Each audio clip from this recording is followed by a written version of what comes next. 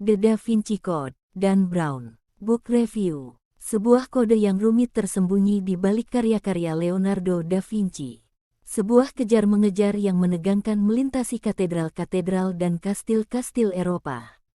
Sebuah kebenaran menakjubkan yang disembunyikan rapat-rapat selama berabad-abad. Akhirnya terkuak. Da Vinci Code. Awalnya saya agak sangsi membaca buku ini. Buku lama yang menurut penuturan saudara saya recommended banget. Sebuah novel dengan daya nalar dan imajinasi yang tinggi, bergenre detektif, konspirasi, dan religius. Tapi, setiap detail referensi yang diceritakan benar-benar berasal dari fakta yang dapat dipertanggungjawabkan. Boleh saya katakan, novel ini bukan sembarang novel, melainkan sebuah akumulasi dari sebuah riset yang amat mendalam. Well, kisah-kisah detektif masih merupakan genre awam buat saya, ditambah lagi buku ini tebal banget, rasanya bakal lama menamatkannya. Tapi, setelah saya coba beranikan diri membaca, sehalaman, 2 halaman, hingga tersadar saya jadi addicted.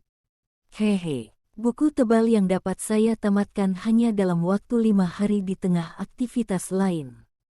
It was really something for me. Baiklah, berikut reviewnya. Robert Langdon, seorang profesor simbologi agama di Universitas Harvard, berkebangsaan Amerika, kini terlibat dalam sebuah misteri pembunuhan seorang kurator Museum Louvre Paris terkenal bernama Jacques Sauniere. Kurator berusia 76 tahun ini bukanlah sembarang orang, yakni seorang kepala biarawan dari sebuah organisasi rahasia yang juga menyimpan rahasia luar biasa dari sejarah agama Kristen. Mereka tergabung dalam perkumpulan biarawan yang dikenal dengan sebutan Biarawan Sion, organisasi nyata yang didirikan pada 1099. Menurut sejarah, organisasi ini pernah beranggotakan orang-orang berpengaruh, seperti Sir Isaac Newton, Botticelli, Victor Hugo, dan Leonardo da Vinci. Tengah malam itu, seorang albino datang ke Museum Louvre, memaksa Sauniere mengatakan lokasi di mana letaknya benda bernama batu kunci. Sampai ketika Sauniere berlari melintasi selasar galeri agung, merogoh lukisan Caravaggio, hingga akhirnya menyebabkan alarm seantero museum berdering. Tapi, Sauniere tercekat, tak bisa kabur, sampai sebuah pistol dihadapkan sang albino ke arahnya, ia terpaksa mengatakan sesuatu. Ketika sang kurator usai bicara, albino tersenyum dengan angkuh. Ya, ini persis seperti kata yang lain padaku.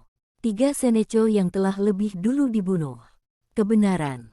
Jika aku mati, kebenaran akan lenyap selamanya. Peluru panas itu kemudian bersarang di perutnya, sampai albino pergi. Malam itu jua, Robert Langdon dihubungi oleh kepolisian Perancis terkait peristiwa berdarah itu.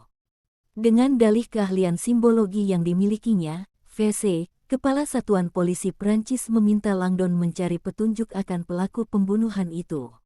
Ya, Sauniere meninggalkan teka-teki misterius ketika kematiannya, di saat tersisa waktu 20 menit sebelum asam lambungnya menggerogoti isi perutnya akibat peluru panas.